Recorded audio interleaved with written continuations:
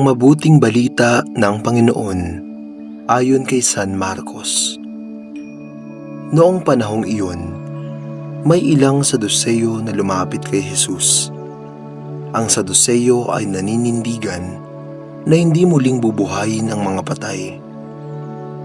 Guro, nila, naglagda po si Moises ng ganitong batas para sa amin. Kung mamamatay ang isang lalaki at maiwang walang anak ang kanyang asawa, ang kapatid na lalaki dapat pakasal sa balo upang magkaanak sila para sa namatay. May 7 magkakapatid na lalaki. Nag-asawa ang panganay at namatay na walang anak. Napakasal sa balo ang pangalawa at namatay na wala ring anak. Gayon din ang nangyari sa pangatlo at sa mga sumunod pa. Isa-isang nagpangasawa ng babae ang 7 magkakapatid at sila'y namatay na walang anak. Sa kahuli-hulihay, namatay rin ang babae. Ngayon, sino po sa 7 ang kikilalanin niyang asawa sa muling pagkabuhay? Yamang napangasawa niya silang lahat. Sumagot si Jesus, "Maling-mali kayo. Alam niyo kung bakit? Hindi ninyo nabatid ang mga kasulatan ng kapangyarihan ng Diyos, sapagkat sa muling pagkabuhay, ang mga tao'y hindi na mag-aasawa, sila'y magiging tulad ng mga anghel sa langit.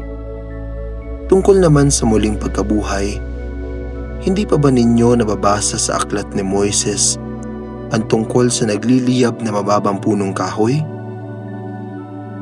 Ganito ang nasusulat na sinabi ng Diyos kay Moises, Ako ang Diyos ni Abraham, ang Diyos ni Isaac, at ang Diyos ni Jacob. Ngunit ang Diyos ay hindi Diyos ng mga patay, kundi ng mga buhay. Maling-mali kayo." Ang mabuting balita ng Panginoon. Pinupuri ka namin, Panginoong Jesucristo. Sapagkat sa muling pagkabuhay, ang mga tao'y hindi na mag-aasawa, sila'y magiging tulad ng mga anghel sa langit. Ang muling pagkabuhay ay isang malalim na katotohanan ng ating pananampalataya. Hindi ito katang-isip lamang. Naniniwala tayo sapagkat pinatotohanan ito ni Jesus hindi lamang sa kanyang salita, kundi mismo sa kanyang muling pagkabuhay. Ito ay totoo sapagkat si Jesus mismo ang nagsabi na siya ang katotohanan. Sabi nga ni Papa San Juan Pablo II, "We are an Easter people and Alleluia is our song." Hindi natatapos sa kamatayan ang kwento ng ating buhay. Ang buhay ay nagpapatuloy sa likod ng kamatayan. Wika pa ni San Francisco de Assis, sa kamatayan ng tao ay isinisilang sa buhay na walang hanggan. Nilikha ang tao hindi lamang para sa buhay na pansamantala. Langit ang ating tahanan at ang buhay na walang hanggan ang dulo ng ating pansamantalang paglalakbay sa mundong ito.